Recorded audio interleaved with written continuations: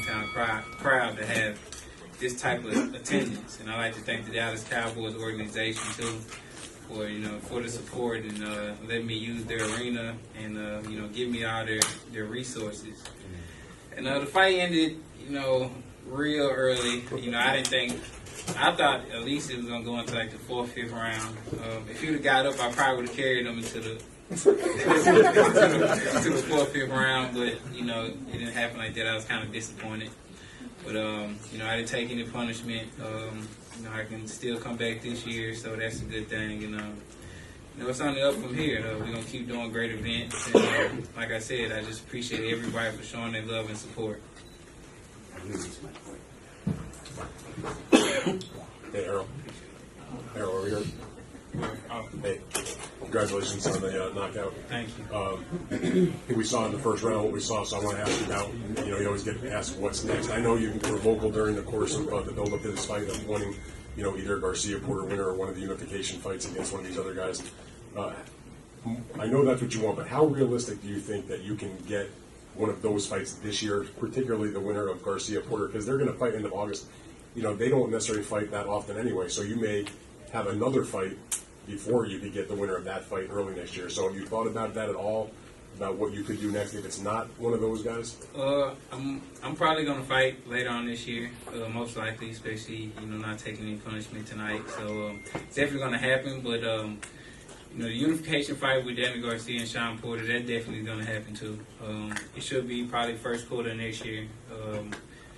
They fight, like you said, August, September, so they probably take a little time off. But, it's definitely going to happen. Then we got Keith Thurman supposed to be coming back this year too.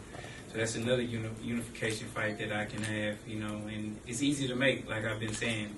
Same manager, same network, we do business with the same people, so it's an easy fight to make. But if it's not going to be the next fight this year, and you have to go and fight somebody else, have you given any thought? I'll give you an example. I saw Ugas fought on the undercard tonight.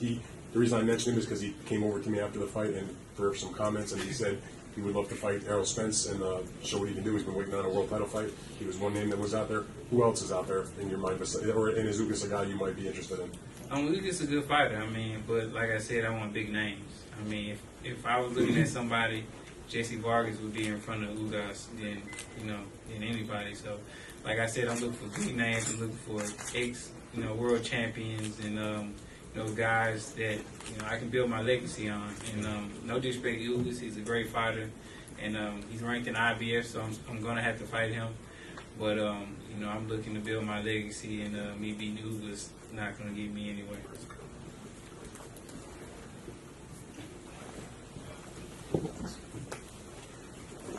I was wondering, because you said that you grew up a Cowboys fan, what it was like to have Jerry Jones in the ring after, and then also I saw he was in the ring with you before. He was in your dressing room before. Did he give you any advice?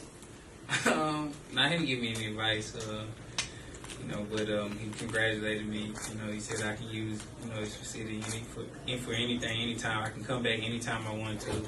And that's great, because I want to make this an annual thing where I'm coming back and I'm fighting. So. It's great just to have that support from Jerry Jones and have that support for the whole Dallas Cowboys organization. It's something that I grew up watching them and grew up admiring them. And now they're coming to my fights, they're supporting me, and they know who I am.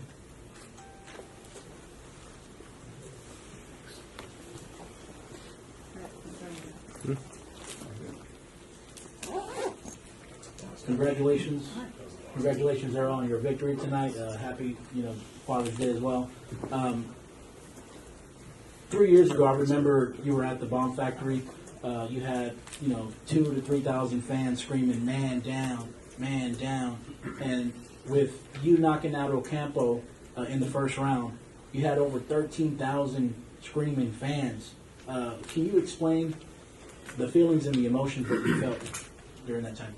It just, basically trusting the process and, the hard work paid off, man. The hard work, the dedication, the sacrifice, and, a lot of times, you think, something's going on outside of boxing, and you're in the gym training, and your friends having fun, it's a lot of events and activities you can't go to because you're training, you're dedicated, and, just trusting the whole process. And I remember when I was fighting in front of, 2,000 fans and 1,000 fans, and now I'm packing out the arena. So it's a great moment, and I recorded it, so definitely gonna go back and look at it and just hopefully it all sink in probably tomorrow when the adrenaline comes down.